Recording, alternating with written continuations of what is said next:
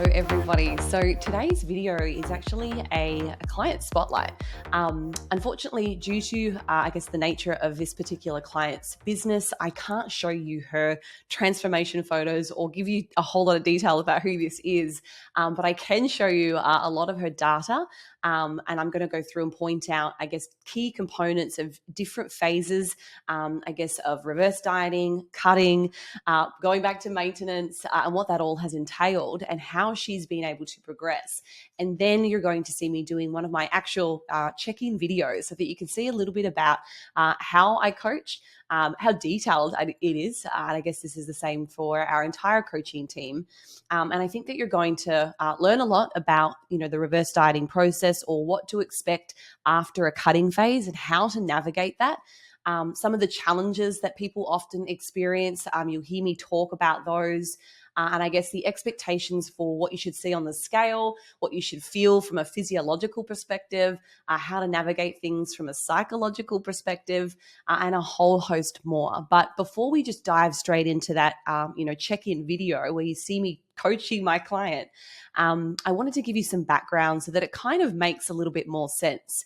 So I'll go through, some of her details first with you. So this is a 21-year-old female actress, and she has just finished a really successful cutting phase. So you can see here, highlighted in this red section, she did a full 16-week cut. And I'm about to give her, the pep talk into what to expect for the next several weeks as we navigate her new maintenance calories. And the goal during that time frame as well, and for the next 6 months, is to do a really slow and conservative build.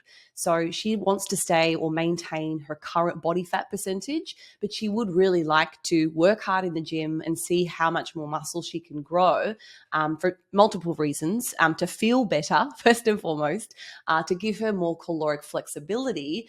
And that comes from the practice of building muscle. Obviously, that really metabolically active tissue is what's going to afford her the ability to eat more calories and just feel better in general. So I want to back up a little bit. So prior to this 16-week cut that we did, and that finished very recently in the middle of November, we actually did a 30-week long reverse diet. And you can see here, this is actually week 21. So I've been with her for many, many more weeks prior to that as well.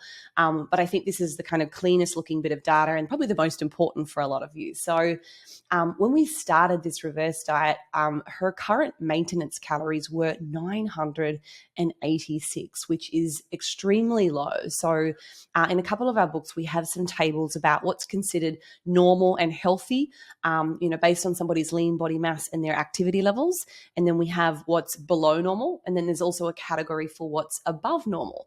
So at this amount of, as this daily calorie intake, so at 986, she's actually well below normal. She's on the bottom end. This works out as being about 22.5 calories per kilogram of her lean body mass, which is not a fun place for anybody to be. So our goal was to, get her out of this horrible place on these very restrictive calories, get her lifting. She is relatively new to resistance training at this point. And we wanted to do, as long as she was comfortable, not dieting. So you can see here when she started, she was weighing in around 108, 109 pounds, and her caloric intake was 986. So throughout that 30 weeks, we were able to see a weight increase of around 11.5 pounds. So she finished out after 30 weeks at 120.4 pounds. And that actually puts her back up in a really robust place from a metabolic perspective. So now if we work out what her caloric intake is based on her lean body mass, she's up at 38 calories per kilogram of lean body mass, which is excellent. And during this time, just based on the pretty remarkable improvements in her body composition, I predicted that she's probably gained about 3 to 5 kilos of lean body mass. And I specifically mean here skeletal muscle mass. And then making up an additional 3 to 5 kilograms. Pounds, I apologize, pounds. And the additional 3 to 5 pounds is probably fat-free mass So that would include things like her organ mass, increases in muscle glycogen stores, increases in total body water, all of those other things and the components that make up fat-free mass that aren't muscle. And then obviously there's a little bit left over that was definitely some body fat. But for the most part, this was such a successful reverse diet. Her physique looked incredible.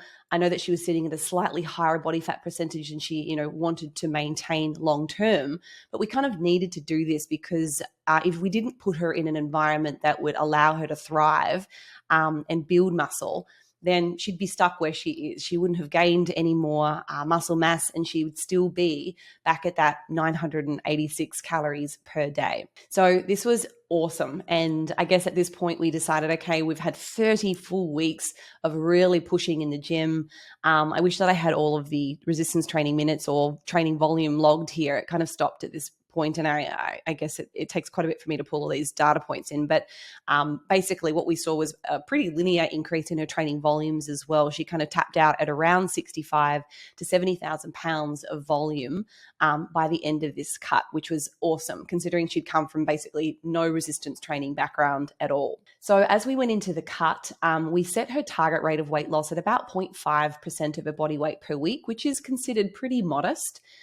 So that worked out to be about 0.6 of a pound each week on average. Actually, before I move into that section, I do want to say here, her reverse diet or her kind of building phase, when we work out what the average weekly rate of weight gain was, it came in at about 0.4% per week on average.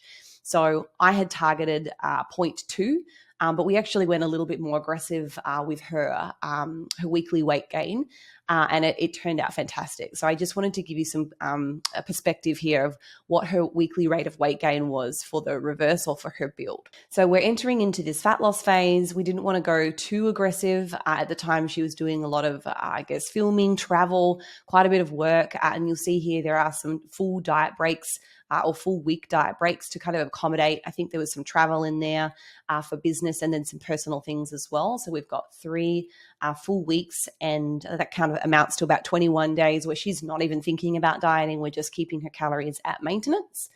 And she went from that 120.4 all the way down to 110. So at that point, she'd lost 10.4 pounds, which is excellent. You can see at about the halfway mark, we actually reduced that weekly rate of weight loss to something that was a bit more manageable because trying to diet at a modest, especially to high weekly target rate of weight loss, it just means that the calorie deficit is really extreme or just not something that you can sustain for a long period of time. And she needed to be able to concentrate, work, do her job, travel, be engaged, be present. So we wanted to make sure that it was something that she could stick to, for a good, number of weeks. So she wrapped up the fat loss phase at 110, and her new physique was incredible. So we finally here get to see some of the hard work that she put in for that 30-week reverse diet. And by gosh, let me tell you, her glutes have grown out of sight, and her physique in general looks so much more muscular and more athletic. Like, she looks great and also feels great. Her strength is improved out of sight as well. We can also see that reflected in some of her training volumes too, which was really cool to see. So I wish that I could show you the pictures. I might be able to add these at a later point. But for now, you've got to trust me when I say she looks great. And here's the thing, people get really focused on these individual numbers on the scale. And someone might say, well, what's the point of this whole, 40, 50 week process when my weight is exactly the same as it was when I started? And you'd be correct in making that statement. She was 109 or 108 when she started, and now she's back to where she was. But the difference is this is a completely different physique. This is 30 weeks of resistance training, building muscle. And now, at this new weight, she's significantly leaner. Her body fat percentage is lower. And what's really interesting is you can see here, we're now a few weeks into just maintaining. And she's actually kind of dropped down a little bit in body weight. So to me, this next week, I'm actually going to have to give her another calorie increase because the goal wasn't to continue losing any more body fat. We wanted her to maintain this current physique and make sure that she's in an environment where she can thrive and train hard and perform really well. but she's actually continued to drop. So what that means is that her new maintenance calories are actually higher than what you see here. So at the moment this week, her caloric requirements were 1376. So that's what target we had set her for the new week as we kind of try and, reestablish her new maintenance. So it means that it's higher. So if we compare that to where she was when she first started at 986 at the same body weight, and now I can confidently say that her new maintenance calories are probably closer to 1450 based on what she's been losing for the last couple of weeks. It's fantastic. Like, what a significant increase despite the weight on the scale still being the same. So I guess where we're going moving forwards is staying here or finding her new maintenance calories. We want to try and maintain her current body fat percentage and not go too high. But over time, what we are going to see is her body will start to change again. She's going to go through a recomp. And her intentions are to not really diet again for a long time, hopefully not more or not less, than 24 weeks. And that will give her another really good, solid few months of hard training where she's going to build more muscle. And what we'll probably see is her body fat levels going down a little bit and her muscle mass going up. And at a certain point, I'm then going to be giving her more calories so that she can, again, continue to maintain, her current body composition. We don't want her to be in a deficit where now she's not got any body fat available to kind of continue the build. So we'll kind of play careful watch over that over the next few weeks.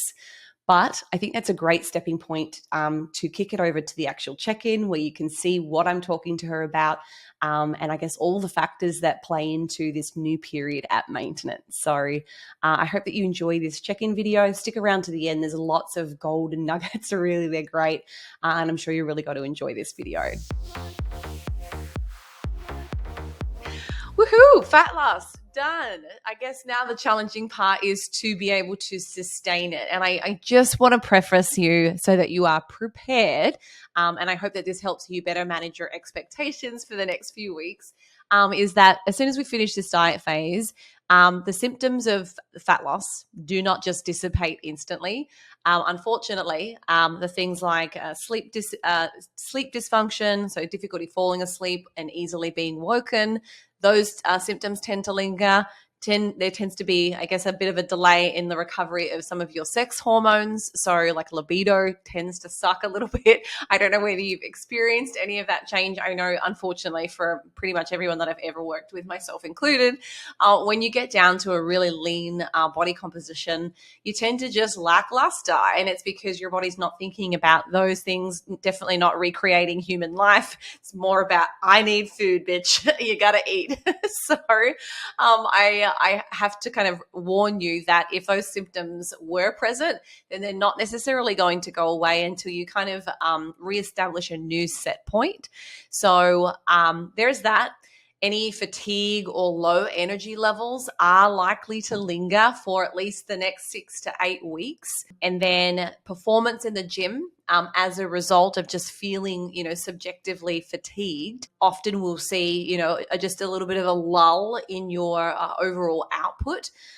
You might still be training at a high RPE, which is ultimately the most important thing to maintain muscle growth or retain your muscle in general. But it might just be that those numbers are a little bit lower than what you might have previously been able to do when you're fully loaded with lots of calories and you're not doing 900 calories worth of cardio work every week. So I just want you to be prepared for the extension of the diet, because I think it's easy to kind of get to the end and go, oh my God, I'm all done. Great. I can let go of all these habits. Things are going to go back to normal immediately. And it's frustrating, but the reduction in body fat and the changes that we experience from a hormonal perspective, they don't change. They stay the same. If you've reduced your body fat, now you have less leptin production.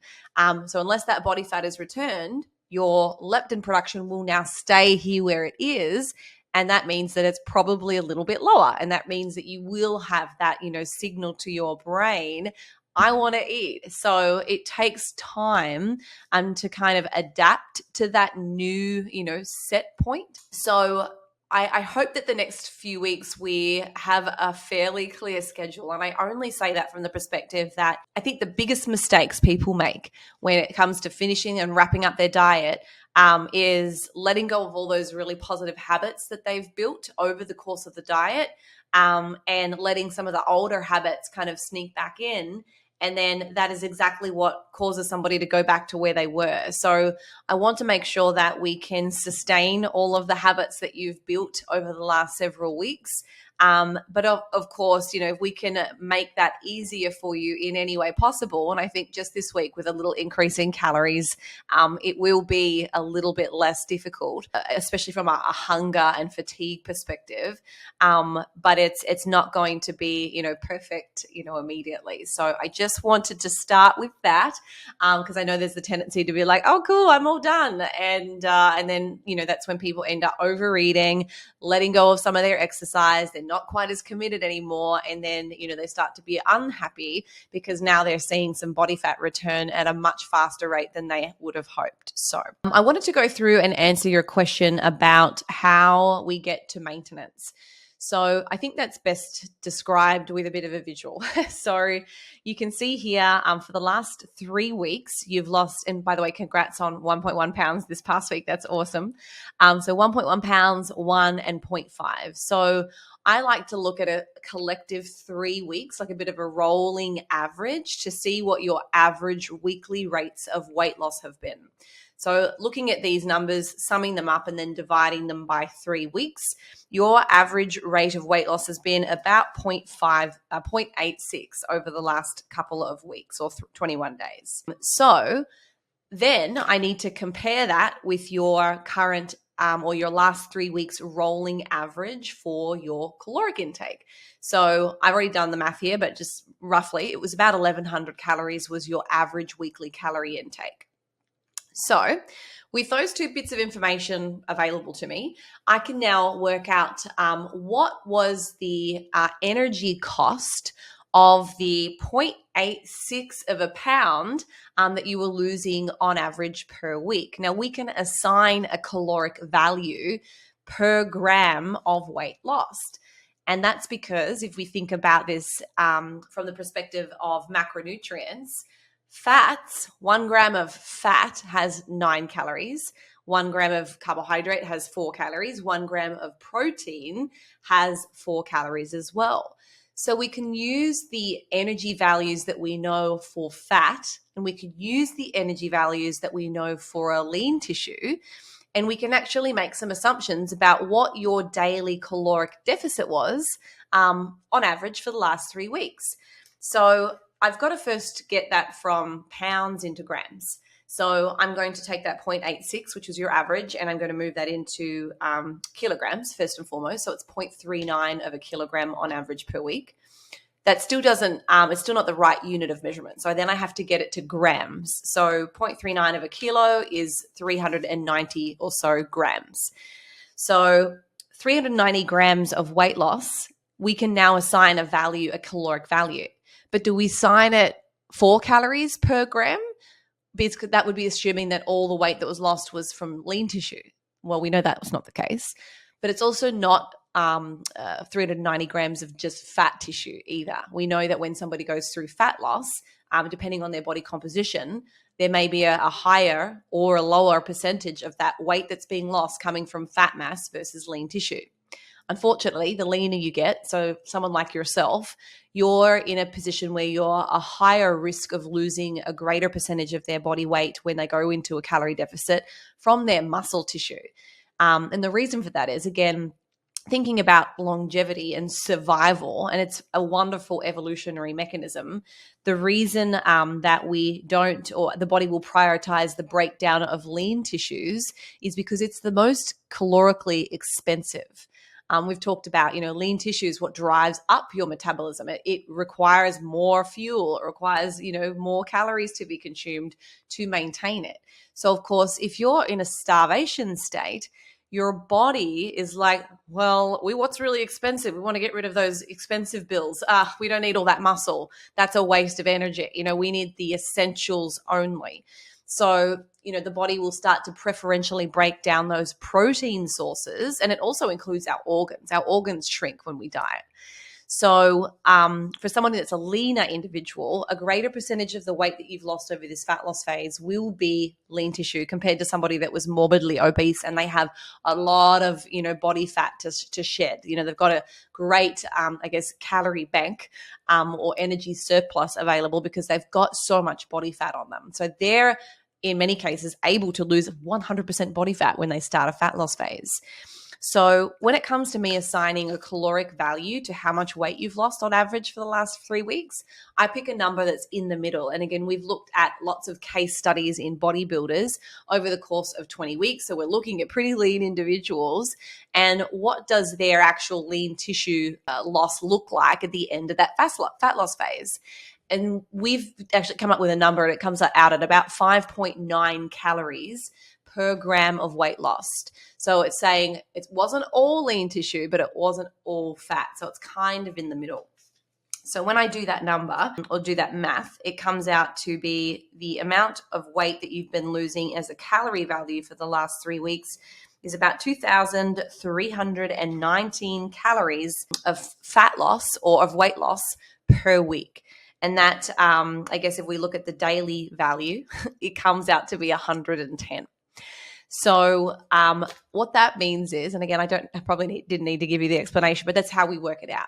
So what that means is I have to take what your average caloric intake was for the last 3 weeks, and now I'm going to add back on top of that 110 calories because that was the deficit you were in each day to achieve that 390 grams of fat loss per week or 0.86 of a pound per week. So when I show you these numbers over here, you're back at 1227. You realize that last week's macro target was 1149. I haven't taken 1149. Hang on, let me pull this up so you can see. 1149 plus 110. That would mean that you'd be at 1259. You can see here, I haven't done that. I've put you at like 1228. And that's because I'm taking the average calorie intake that you actually consumed for the last 3 weeks. Even though these were your targets, that's not what you've actually consumed. So I have to make sure that I'm looking at your true caloric intake. And that's what I'm adding that 110 calories to. So this number right here is your true maintenance calories right now with this amount of activity. If for whatever reason you were like, oh my God, I'm just not going to walk anymore, and you took away all those steps, this would no longer be your maintenance calories. It would be you're now in a surplus. So for the next several weeks, I know that you said I'm happy to maintain my activity, but and I see it all the time, a lot of people, when they move into a maintenance period and the diet is done, they get a little bit, not lazy, but it's like, I'm so exhausted, I can't sustain that anymore. I don't want to do it. And there's that tendency to just kind of drop some of those habits. So I want to make sure that at least until we get you out of this kind of hot spot, this hard place where you're still kind of hungry, still pretty low energy, the diet's not really over because you've still got all the symptoms. We do need to be so consistent exactly as you've been, at least for the next 8 weeks or so that we don't see any, unnecessary body fat regain. Now, a little bit of body fat regain is not going to be the end of the world. Let's be real. Our value is a lot more than our body fat and our body composition. But it can sometimes, and in certain cases where you work with like an elite athlete. So when I compete and I am like stage lean shredded, I am like, I'll take at least 3 kilos of body fat. Thank you. Because I would rather like put on that body fat than stay in the position where I am, where I feel like death on a stick. So, it's very circumstantial depending on the individual. Some people, when they get to their fat loss, the end of the fat loss phase, they're like, yeah, it's tolerable. I think I can stay here. When I diet and get to that level of leanness, I'm like, hell no. Give me some fat, give me some calories. I'm ready for it. So I think for you, after this first week, I want to kind of play it week by week. Let's see how you're feeling. Next week, you might get to the end of the week and do your check and be like, oh my God, I was wrong. This is really hard. Can we, make some modifications so I'm not having to do that kind of crazy cardio? And we can do that. And it might mean that we don't do a calorie increase next week. We just modify cardio. We still need to keep an eye on your overall energy output, which I assume that with some more calories, usually people do start to have better output and performance. So I'm not expecting to see, for the several minutes that you've been doing, how many in total? You've been doing about 90 minutes of cardio each week. For the same 90 minutes of cardio, now that we're adding in more calories, I'd be surprised if your caloric expenditure went down. I would actually expect it to start going up because you just feel subjectively better.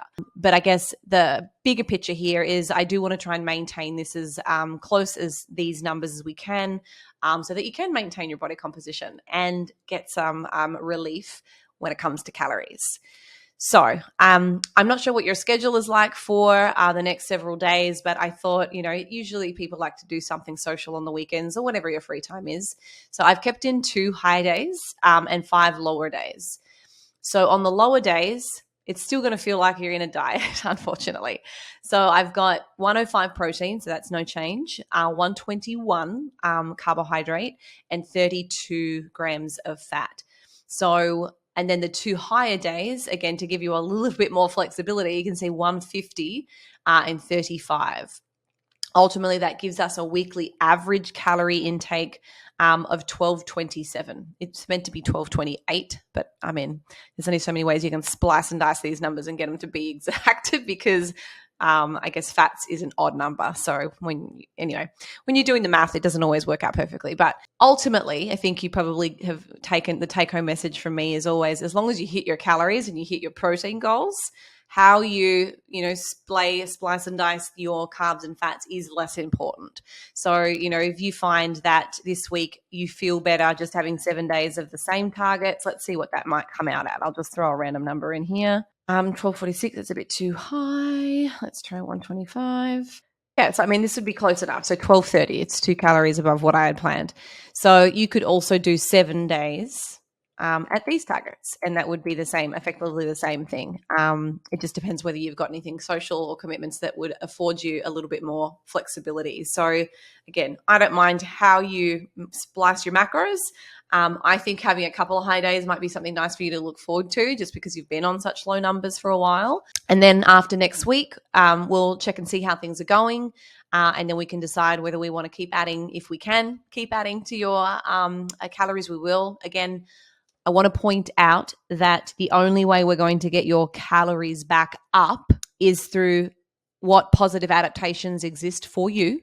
And again, some people don't have very adaptive metabolisms. So, I've worked with some clients, and again, I'm not saying that's you, but I've worked with some clients where I will give them, a very small, like a 1% increase in calories. So it'll be 12 calories in your case, just as the example. And they gain a lot of weight.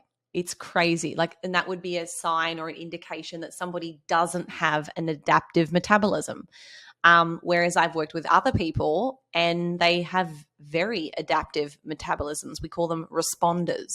So I might be able to give them a 10% increase in calories from their previous week. And all of a sudden they're like, oh, their body just goes, oh, didn't even notice it. And they adapt and they're able to eat that 100 calories more. And nothing happens. What we do see, it doesn't just like magic. It's not like magic. What's happening is that somewhere within your body, your metabolism is ramping up. It's I guess it becomes more wasteful. It's more wasteful with calories. It's like, oh, good, she's feeding me again. I don't have to be so conservative. So what you might expect to see is somebody's non-exercise activity thermogenesis might go up. And that basically just means like any incidental movement, fidgeting, twisting, swaying when you're standing, like if I'm standing and talking to somebody, sometimes I'll find myself swaying. I'm like, oh, oops. So that's just neat. It's not something that I'm in control of. It's just, that's my body kind of just expending calories, moving without, any conscious thought. So, in certain circumstances, I will have some clients that are like, whoa, I feel so much better. And then I'll look at their calorie expenditure from their, training, which it's maybe they've got the same program. They haven't had a chance to update their program yet. And you see their caloric expenditure go from, 1,177 to 1,377 Nothing has changed about the program. It's just they're feeling better. They've got a bit more, energy coming in, so they're able to exert more force. So, and therefore their weight doesn't change. So the other thing I think that can often occur, in addition to just you become less conservative with your energy, and you start expending more when you move in response to increased calories. Sometimes people's dietary preferences will change. They might end up having higher fiber intake or higher protein intake, and the thermogenic effect of protein and fiber is much, much higher than fats. So in some cases, we'll see people lose weight 1 week, for instance, and it's just because they ate a greater percentage of their calories from fiber and protein instead of fats. And that was a meaningful enough shift in their energy balance that now allows them they've actually put themselves into a deficit somehow.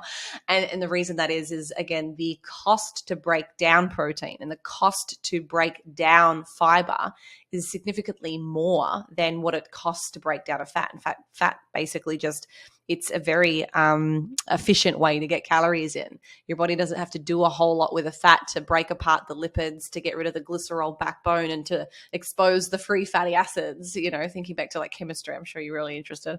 But anyway, there are lots of reasons why people will suddenly lose weight just through changes in their dietary choices. And that's why, we work with morbidly obese patients, and they've had a really high fat, really high carb diet for most of their life, very low protein. We could still prescribe the same number of calories, but if I said to them, I want you to eat 100 grams more protein and get rid of that 100 grams of fats that you've been eating. Just that change alone, even though the calorie value of the foods that they're eating is the same, because of how the body metabolizes it, just that change in and of itself is enough for somebody to be in a meaningful deficit now. So they actually start to lose body fat. So metabolic adaptation is especially when it comes to moving it in a positive direction, there's only so much flexibility. Unfortunately, from an evolutionary perspective, we have a lot more brakes on our metabolism when it comes to a deficit than we do when it comes to adaptation for a surplus. So we're a lot better at defending our body in times of caloric restriction. There's a lot more adaptation that takes place when we're in a restricted state than there is when we're in a state of surplus. There's less breaks going, oh, you should stop putting on body fat. But the body is like, I'll take those calories. I might need those later in case I get, there's no food available. I've got to run away from a bear. Think about us from an evolutionary perspective.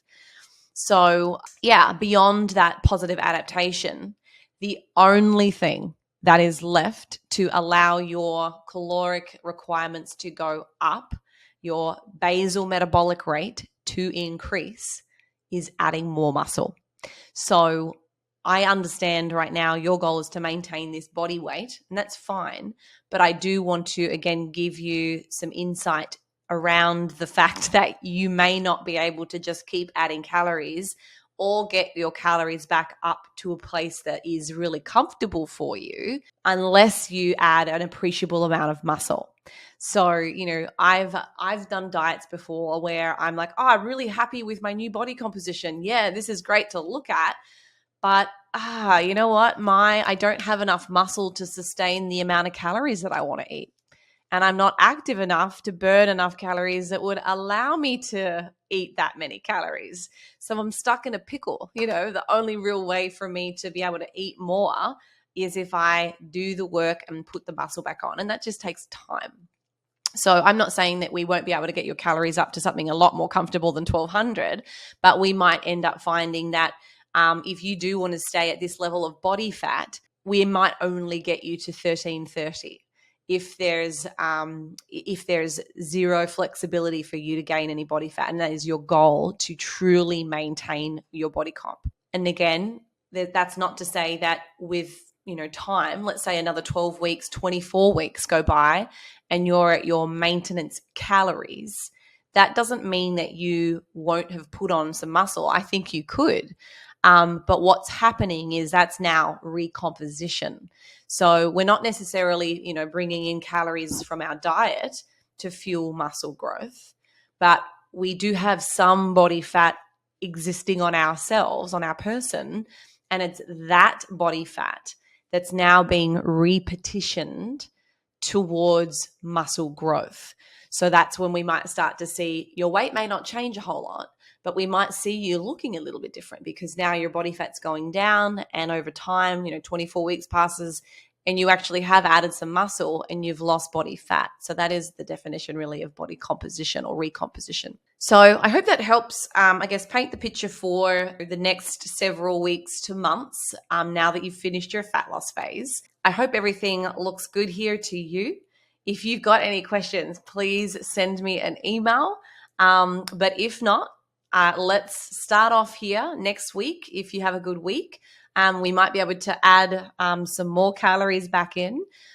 I do want to say, just because we're increasing our carbohydrates from the previous week, there's going to be an adjustment on the scale that I have to consider for carbohydrate glycogen storage and the water that's going to bind to that carbohydrate inside your muscle. So you will see your weight go up a little bit, but please don't stress. Based on the calculations, I believe that these are now your true maintenance calories, but we will see a little bit of an increase just because now that you're eating some more carbohydrate, you've also got muscle. We're just going to be topping back up your glycogen stores. So you might even see a little bit of a visual transition in the mirror.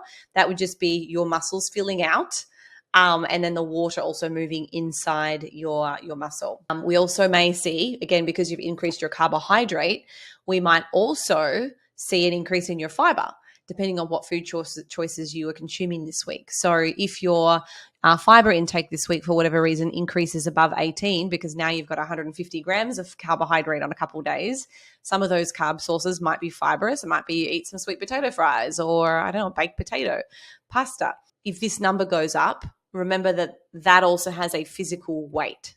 So when you jump on the scale, you may see your weight increase, but it has nothing to do with body fat regain. Also, food choices. Now that you've got more food flexibility, it might very well mean that your sodium intake is a little bit higher too. Or because you've got some high days, they look really tasty, you go out to eat, and the foods that you consume when you're eating out might be more sodium rich. And we might see a transient increase in your total body water in response to that extra sodium, and in efforts for your body to maintain homeostasis, the solute load needs to be balanced so the body will retain and hold on to more water. So again, I don't think we'll see any body fat regain this week, but we might see a little bit of an increase on the scale. So let's wait and see how you go. Let me know how you're feeling, and we can reassess next week.